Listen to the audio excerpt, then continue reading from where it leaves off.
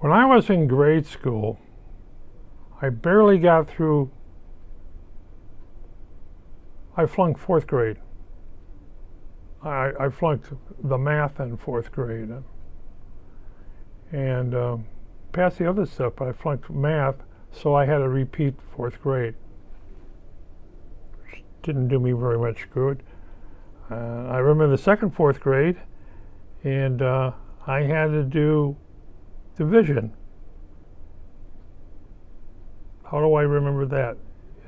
It's decades ago, but I had to remember doing it over and over again, which I was pretty useful. You know, I had a hard time going through classes. If I got a grade, it was D. You know, F's, D's, F's, things like that. The principal basically said, "We're going to pass you into the next course. We're going to pass you into the next course," and just to get rid of you. You're a very poor student.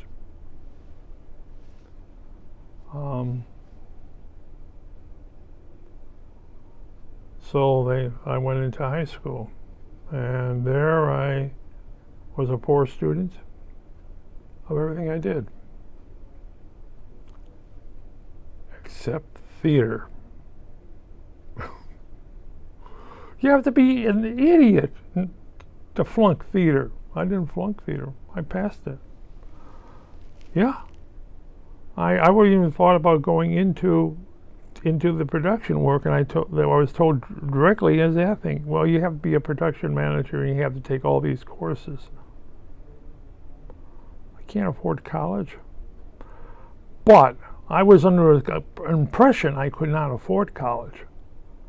But my father would have scraped the money together to put me into undergrad for a bachelor's in something. Oh, I thought college was expensive. It wasn't. When I got out of high school, it was $400 a semester. A year for tuition, $400.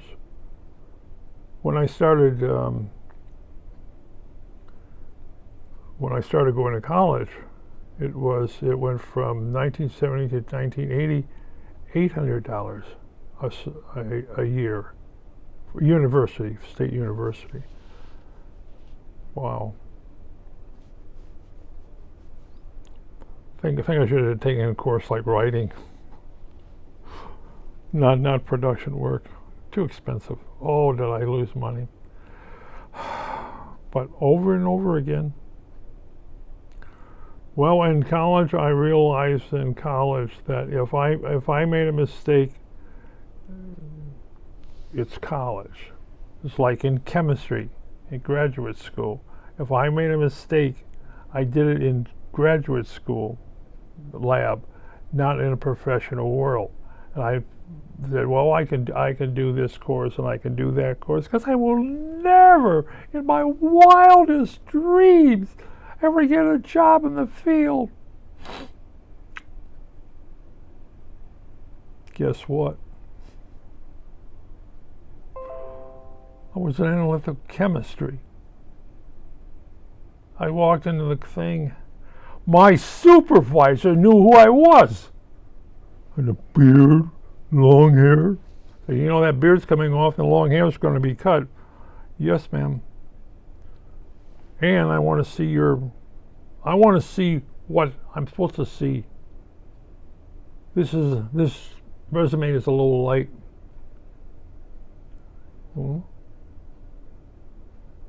I know who you are. You taught a class I was in.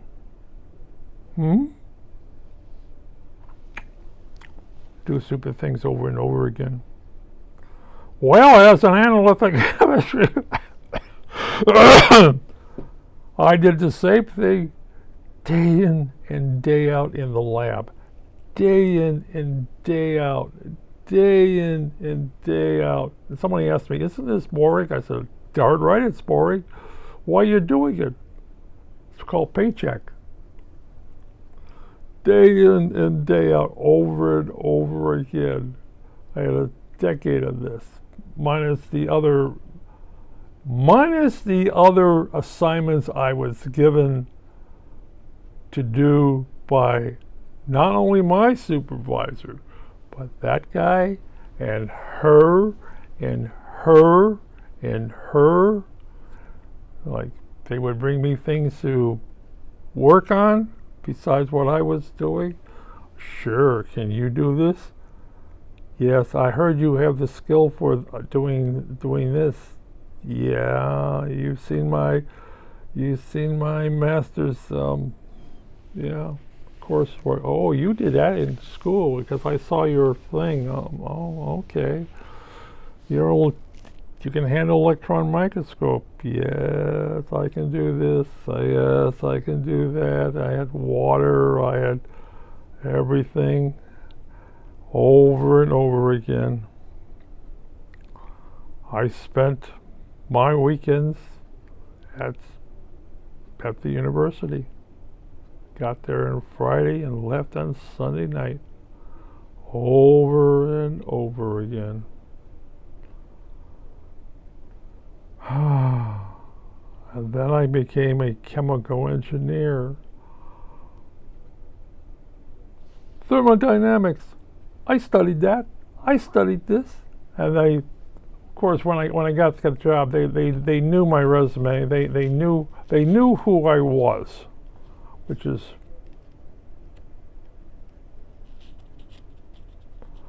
well, we know that you have had this in the past, right? Everybody knows so much about me. Over and over again, over and over again.